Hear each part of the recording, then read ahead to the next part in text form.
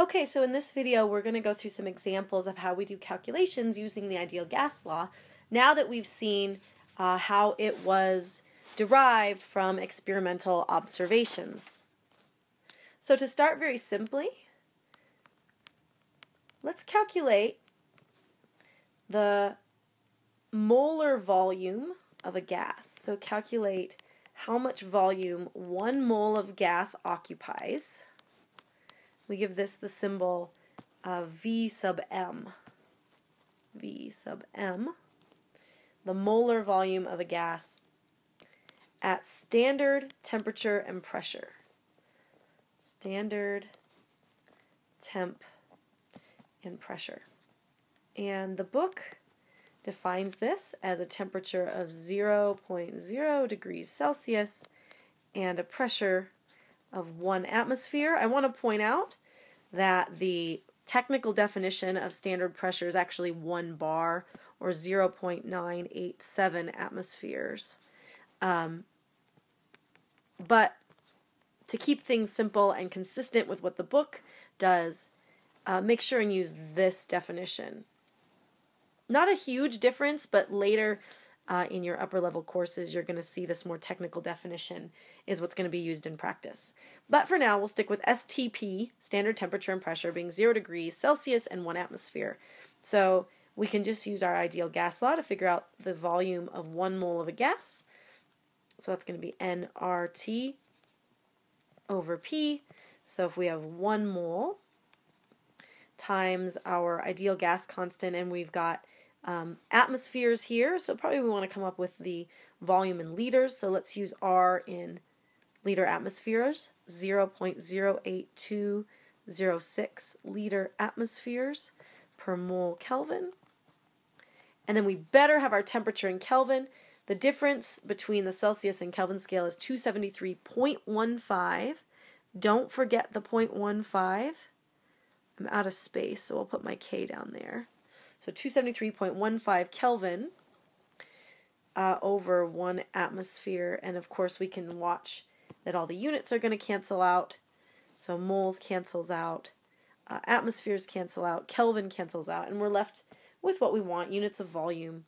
And it's going to be 22.41 liters. So this is the volume occupied by 1 mole of a gas, any gas, that's behaving ideally. So volume of an ideal gas at standard temperature and pressure. And we'll see that real gases might deviate just a tiny bit from this, but this is the volume that an ideal gas would occupy. So there's a simple example of just doing a calculation using the ideal gas law. Let's try and rearrange this a little bit and see what else we can solve for. So this is another fairly simple example. How would the pressure change in a system if the volume of the gas is tripled? This doesn't say anything about number of moles or temperature, so we're going to assume that we have a constant N and T if they're not mentioned. So the way we would go about solving this problem, we could look at it and probably say, okay, we know that pressure times volume equals nRT, and pressure and volume are inversely related. So if the volume here goes up by a factor of 3, the pressure is going to drop by a factor of 3. So the pressure should be about 1/3 of the initial pressure. If we want to do that a little bit more mathematically, which we're going to want to do as we set up strategies for more complex problems, we'd say the initial pressure times the initial volume, those are our two things that are changing, are equal to the things that are constant, nRT. And since these are constant, we can set them to equal to the pressure times volume at any other value. So we have the initial pressure times the initial volume equals the final pressure times the final volume. And we can solve for what we want to know, which is the final pressure. How does it relate to the initial pressure? And it's just going to be the initial volume times the initial pressure divided by the final volume. And we want to get rid of these volume terms, so we want to plug in that final volume equals 3 times initial volume, so Pi times VI over 3VI.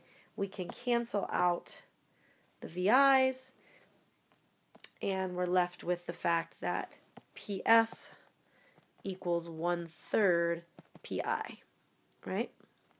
Which is what we wanted to know in the first place.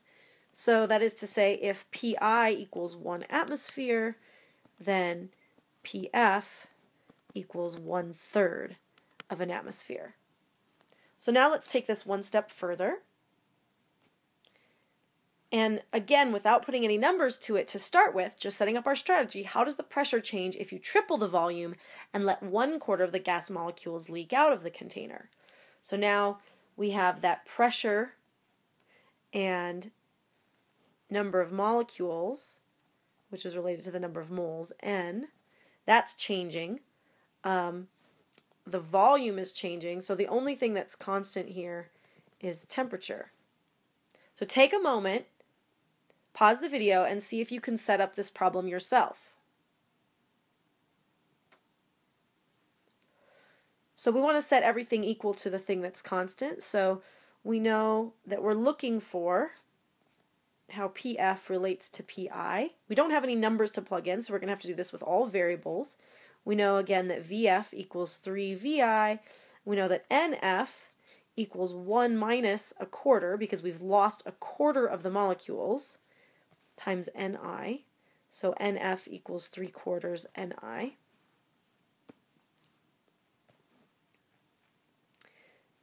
And temperature doesn't change, so we can set this up as final pressure times final volume over final number of moles equals RT, and that's going to be the same at any pressure, volume, and number of moles. And so now we have a relationship between the final values and the initial values, and then we want to get everything out of here except for our PF and our PI because that's what we're trying to get a relationship between.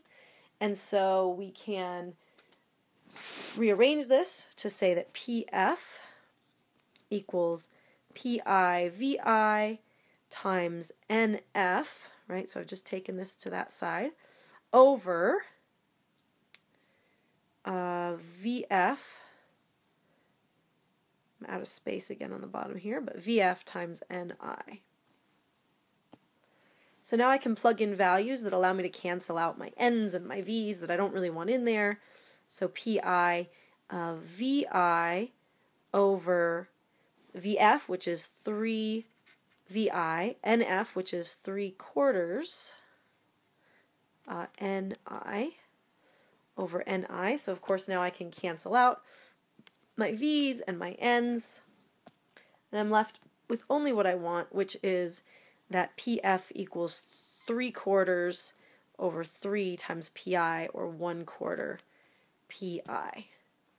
So now if I'm given a value for this, say I know that PI equals 20 atmospheres.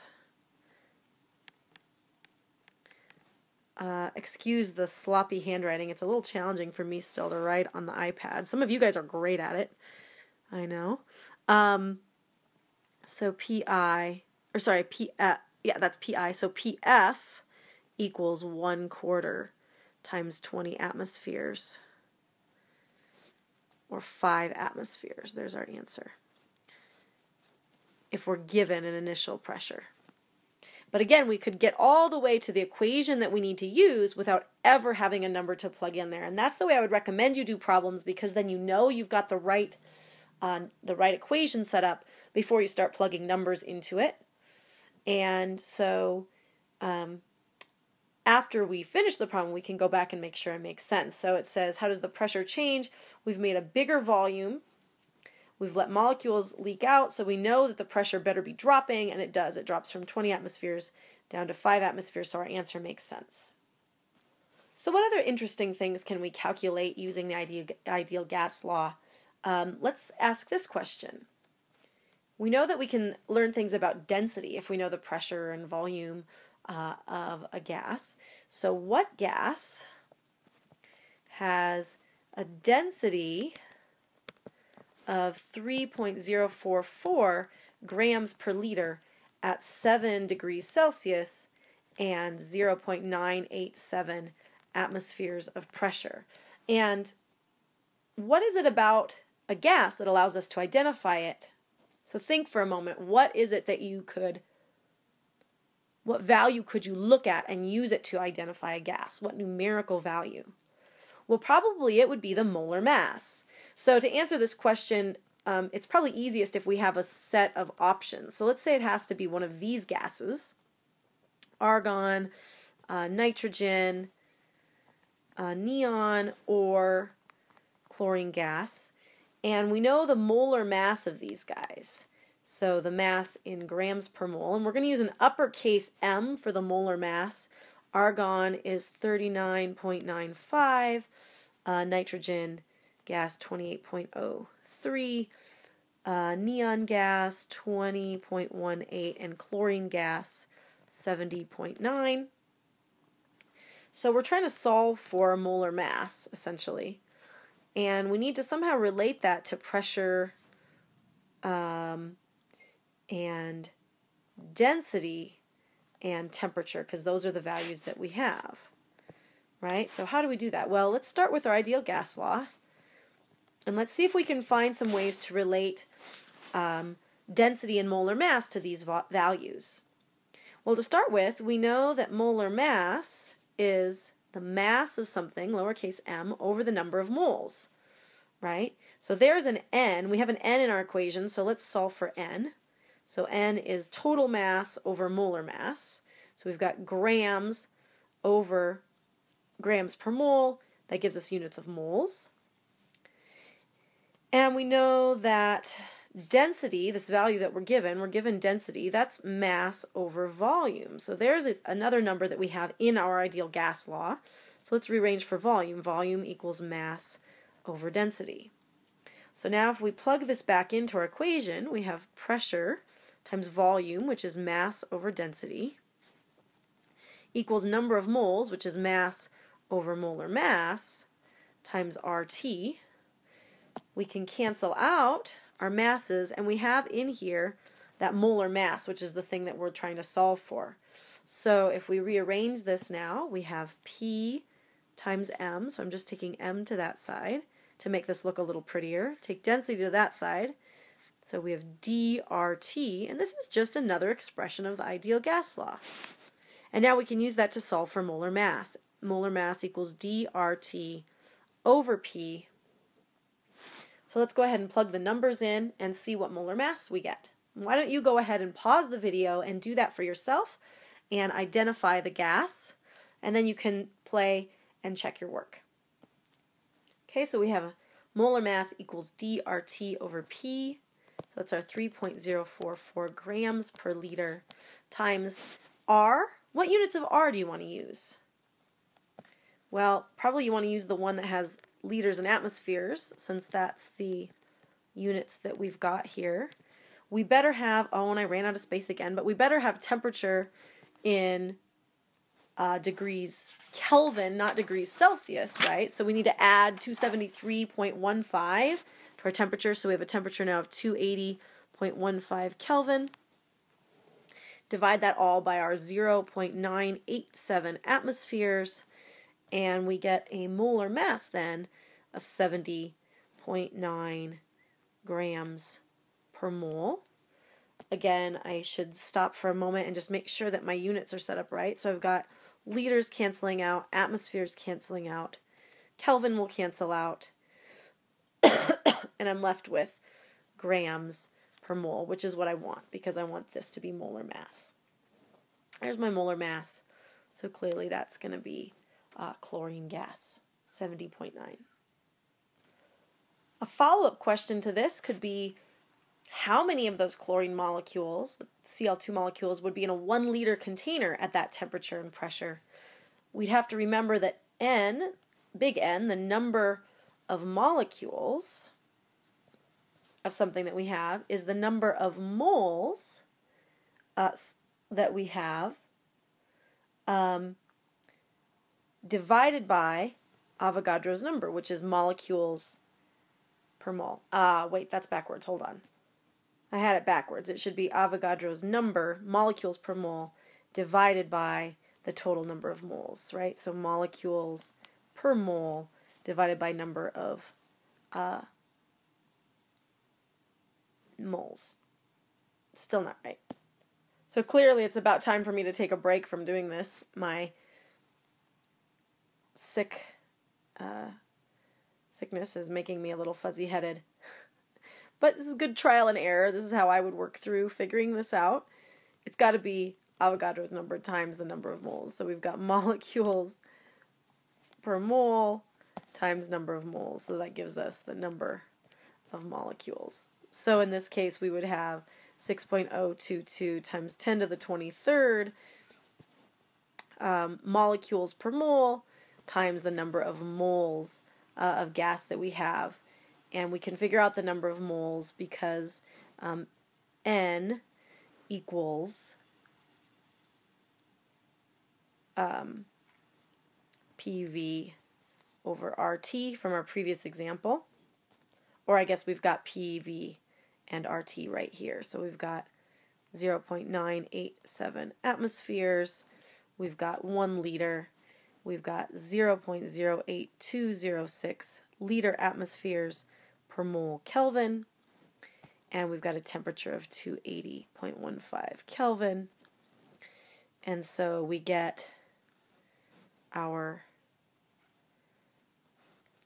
that's over there, our big N equal to 2.59 times 10 to the 22 Cl2 molecules in that sample. So we could solve for a lot of different values using the ideal gas law, and we'll go on next to talk about some things that we can calculate using the kinetic molecular theory of gases.